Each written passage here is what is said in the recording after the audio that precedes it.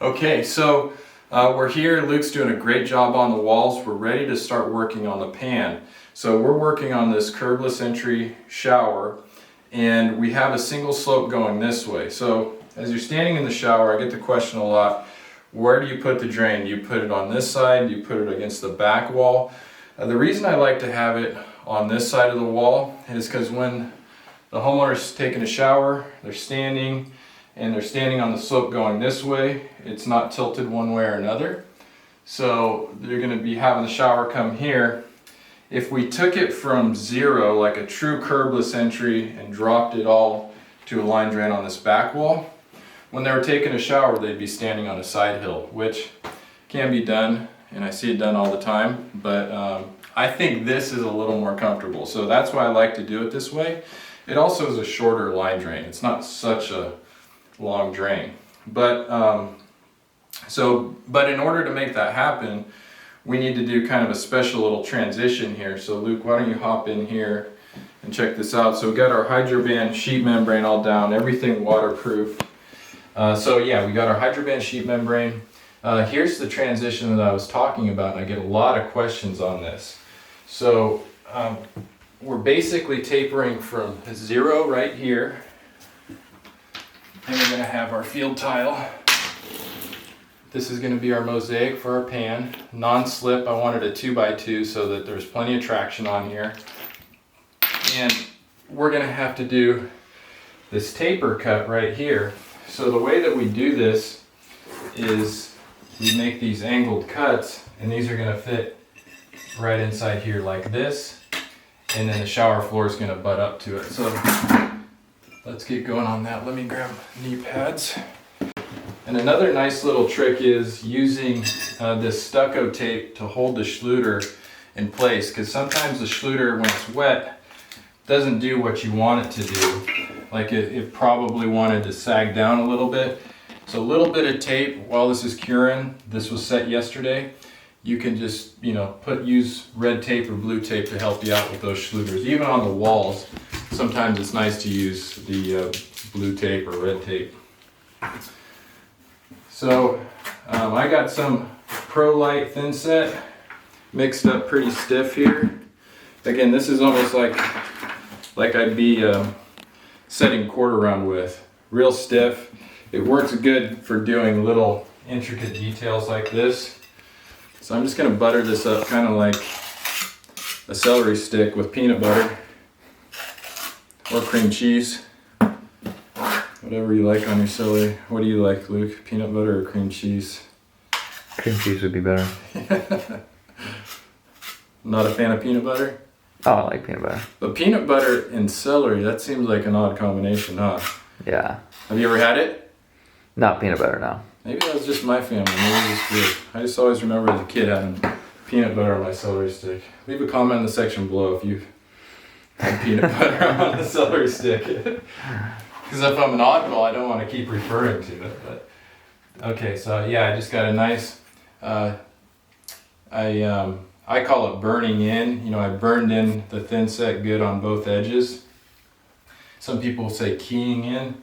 We always just use the term burning in. So I'm kind of eyeballing how much thin set I'm going to need. I want a really good squish on this, so I'm actually going to put a little bit more.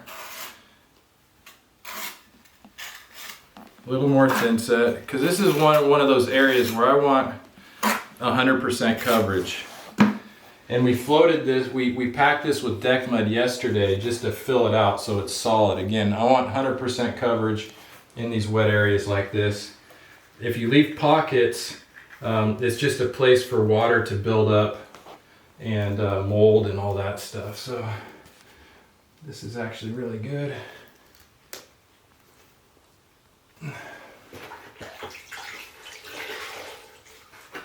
So that's actually standing up by itself there. That's one of the nice things. We used to do a lot of quarter round trim, and if you've been a tile setter for a while, odds are you did a lot of quarter round too. And we'd always mix our mud up nice and stiff so that things didn't sag. So couple of wedges. It'd be nice to double check too, just to make sure I have a 90-degree here. I don't know how I would do that. How would I do that, Luke?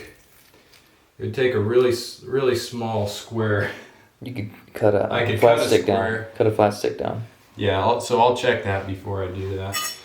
So there's the first one, just a couple wedges. I'm going to try to stay consistent. We got about 1/8 of an inch joint we're working with here with this tile. And again, every tile is going to have different allowances for space joints. You know, so a lot of people want to go really tight with every tile. And we probably could have got a 1/16 out of this, but it's actually rated for 3/16. So we split it in the middle, and we did an 1/8 inch. To me, the 1/8 inch holds grout a little bit better. And if you've seen in some of my videos, you know, a lot of the grouts that we use here in America aren't the best. And when they get really tight, when you try to do a really tight joint with them, that's where we've had the issues. So if you stay with an 1/8 inch, it just gives more body for the grout. You just have a stronger grout joint. And to me, it still looks good. It looks like tile. And if you're a beginner, go easy on yourself. Widen out your joint a little bit. I think you'll be happier. If you try to do a really tight joint with these 12x24s and you're a beginner, you're gonna fight it, and it's gonna end up looking worse than if you would have just done an 1/8 inch and give you some more play there. And the consistency is the key. That's what you're going for with your grout joints. You want consistent grout lines. And if you get them too tight, because a lot of these tiles come out of the factory not perfectly square, if you get them too tight, you're gonna really notice those places that go from wide to narrow. So yeah, I got another one buttered up. Let's see how that's gonna fit. Again, so before I put any pressure on it, you see I have a good 3/16 or so to smash in. That's how I know it's gonna be nice full coverage under there.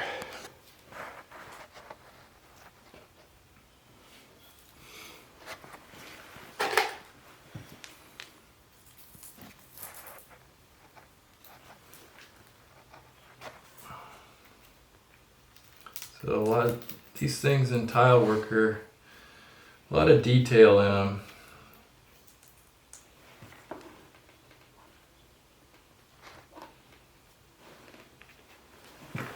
Good, got that one.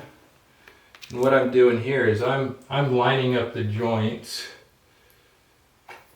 with this, so I'm wrapping it down and over, as opposed, I could have offset them since this is an offset brick. I just thought it would look better to carry the joint down. So here's our last little guy. Let's get this in here. The other way you can do it too is you can, which might work better for this little area, is you can pack thinset into the joint. The problem with doing that is I'm going to run the risk of breaking the tile, because I'm going to have to push that mud in there. But The see if I can get it in, because this might be easier for you than to you know, butter the tile.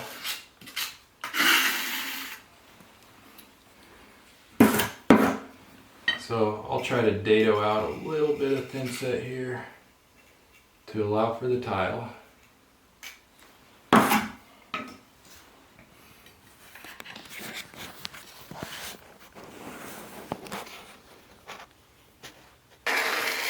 So I'll clean this guy up.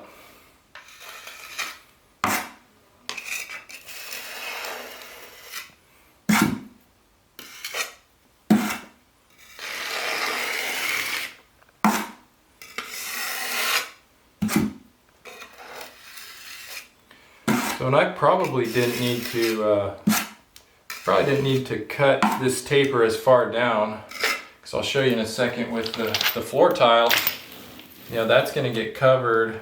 Well, that's about right. You know, it's going to be, I probably could have got away with just stopping this rip right here, because when the floor tile butts up, it's going to cover it. And it's important, again, we want a nice, as big of a grout joint as we can in these areas to hold the grout. So make sure you, in these wet areas, it's really important to keep your joints clean, because again, that's where the grout has issues, is the places that are getting wet. And if you don't leave a good grout joint, if it's filled in mostly with thin set, there's not going to be much grout in there, and it's going to want to come out over time. Again, a lot of this stuff, you know, we've been doing it for so long, and I have a track record and customers that, you know, if we did a job 10, 15 years ago, they still know how to get a hold of me. So we see how this stuff holds up over time. You know, it's not a theory, now it's facts, because we've done it and we see what happens.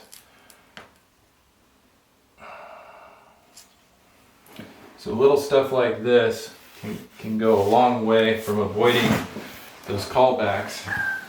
In these wet areas, you know, make sure you have a nice, clean grout joint. That a lot of grout, the more grout that goes into one of these joints, the better.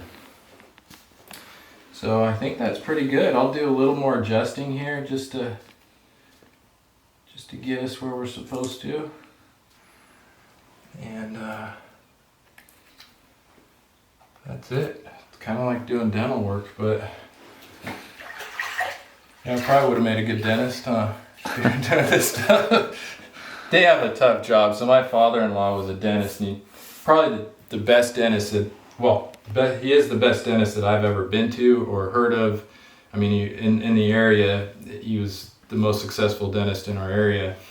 Everybody would come see him, but he was just so good. And I thought, you know, the stuff that we're doing, you know, these meticulous little things, I thought, like, how difficult that is, and how, you know, how intricate and how much pressure you feel. You don't want to break a tile, this or that. But think about working in somebody's mouth, you know, like right there, basically doing these tiny little minute maneuvers, and if you mess up, you're going to hurt somebody. And so I have a ton of respect for any dentists out there, and yeah, my father-in-law was excellent. And so his son Steve now is our best tile setter, so I think it got passed down a generation there. Dentistry and tile work, the similarities. So anyway, so that's how this works. So that when we set our floor tile is going to butt right up against there, and it's going to be a nice transition. And as you come down where it meets the main floor, it's just going to start from 0 and just start the taper. And we carried the Schluter all the way to the edge of to the bench where it starts, even though we don't really need it. We could have probably stopped it right here, but I wanted the consistent Schluter to run all the way down. So this is the way you do it. If you're doing a taper going this way, you get a nice clean look. Our shower door is going to sit right on this ledge. So when this is all done, it's beautiful. So yeah, thanks for watching the videos.